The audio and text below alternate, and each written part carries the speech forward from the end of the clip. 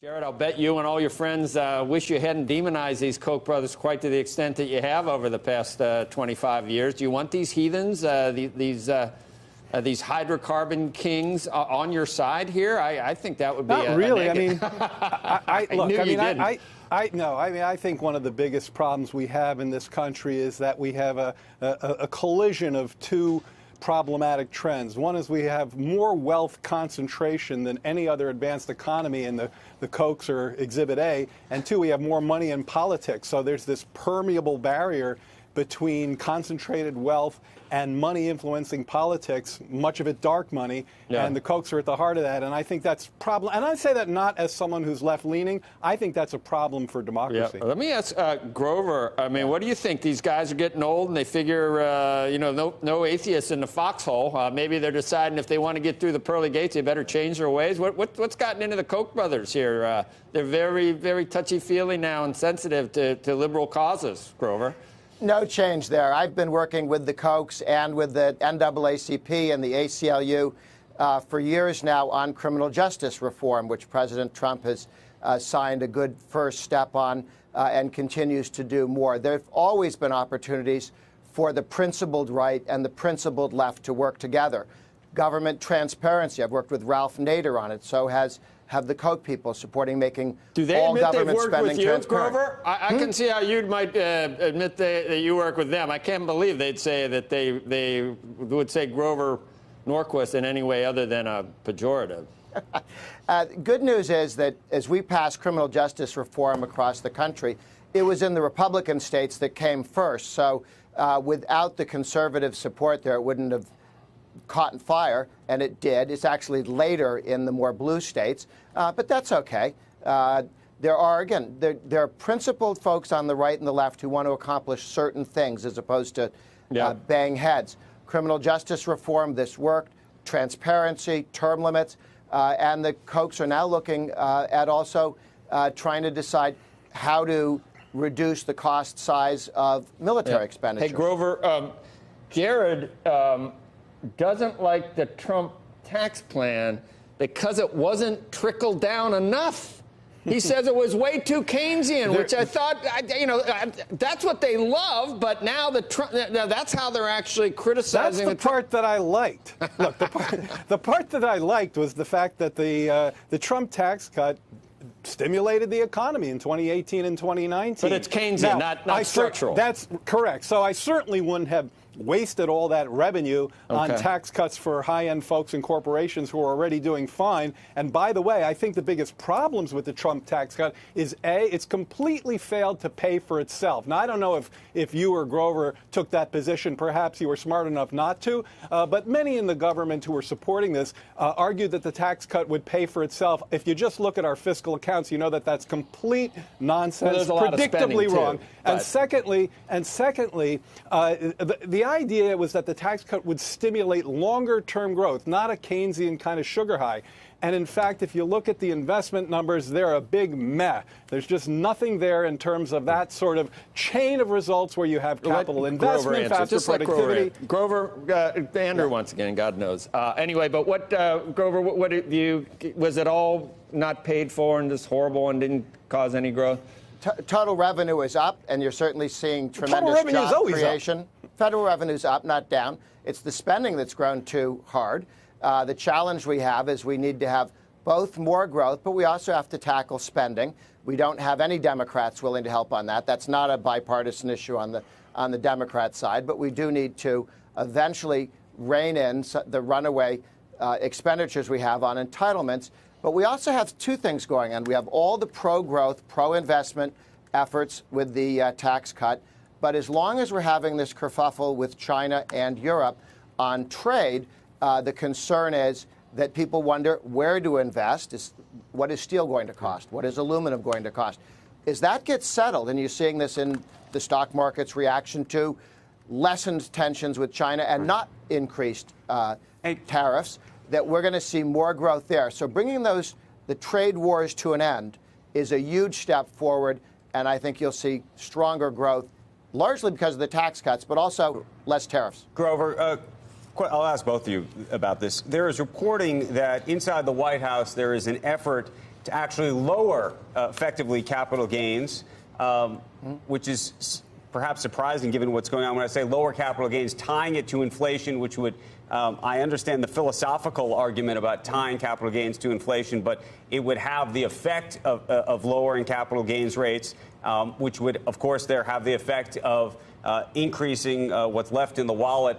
Effectively, 85% of the benefit, if not more, would go to the top, the wealthiest people in the country at a time right now where there's this conversation going on about inequality. Does that make sense?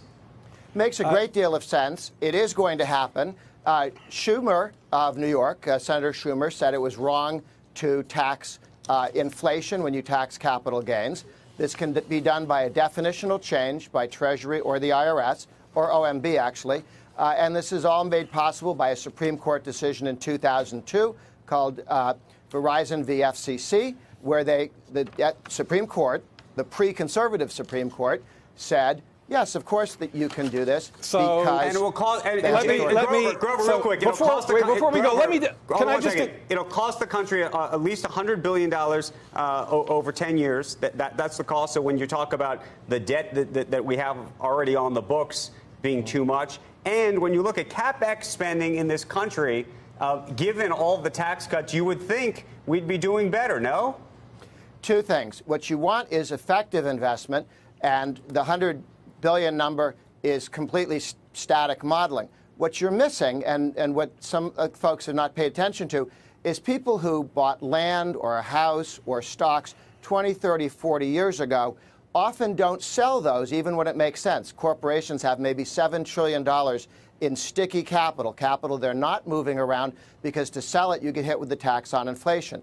End that tax on inflation, and you'd see trillions of dollars of previously held assets move to higher and better use. It's not new investment, but it's investment in better use. All right, so let me respond to this. So first of all, I would strongly disagree with Grover's assessment that this is going to happen because it's legal. That's much, much fuzzier than he presented. And in fact, I've heard nonpartisan folks who've looked at this said that this is not something you could do by executive order or rule change. You'd need Congress, and Congress won't do it. We're talking about indexing capital gains, so you cut their tax. But secondly, here's the thing.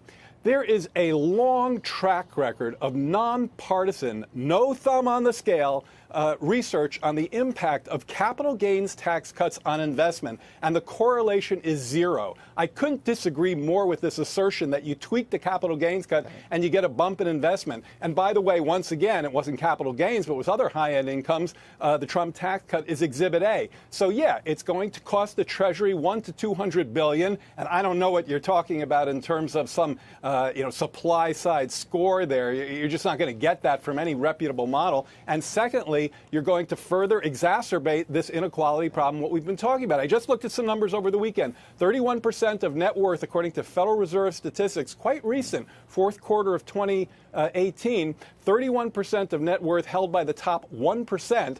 1% of net worth held by the bottom 50%. I know I sound a little bit like Bernie throwing out those numbers, but I am Bernstein, so perhaps there's a connection there. I feel the Bernstein. Yeah, and just all you're going to do is exacerbate wealth inequality, rob the Treasury of much-needed revenues with no investment bump, and it's probably illegal anyway. Here's the good news for you. The Supreme Court says you're wrong, and we'll this is going to move forward. Well, they get to decide, frankly, so you've already lost this debate. No, but we haven't. That's forward, nonsense, Grover. You know that's wrong. You're going to shout me down, or you're going to let me talk? You talk for a long time. No, in fact, I would. I'd like to come back here with you, Good. and you'll either prove me wrong or I'll prove you wrong. It's an open question. When we reduce the tax on inflation, it is morally wrong for the government to create inflation and then tax people on it. On a bipartisan basis, in '81, Reagan and the Democrats indexed capital gains for ordinary income. Schumer was on the floor of the Senate. We tweet out regularly his wonderful statement that we should eliminate the tax on inflation and capital gains. This has bipartisan support. So I'm somewhat sympathetic to that. Can I make another offer to you? I'm sympathetic to the philosophical view of this. I think that the math that makes it hard. I think the math makes it hard, but I'm somewhat sympathetic. But let me see if we can if Grover and I might be able to agree on something having to do with the math here. Suppose we were to implement what we're talking about here, but make it revenue neutral by increasing the rate. That might be something where you could get some folks around the table talking about it. I'd be skeptical to even begin to go there. I don't think that Grover wants to raise the rate. I'll speak for him. No, we're not going to raise the rate. We don't have to, luckily. We will end the taxation of inflation on capital gains. It's wrong to tax inflation. We recently had an interesting debate in New Zealand everyone should look at. It's one of the few countries with no capital gains tax at all. The left-wing government wanted to impose one. It was defeated entirely on a debate that this would be a tax on inflation. The left-wing government couldn't support that. We got to end. It's too confusing. Jared loves the Koch brothers, and Grover loves Schumer. We got to end this somehow rich people. The conclusion of all these debates is that somehow rich people need more money and poor people need less money. God, stop with the class. Can we just enjoy a good economy for a while, Jared? Relax, will you, on that class stuff? I like that unemployment rate. It would have been better than the last 8 years.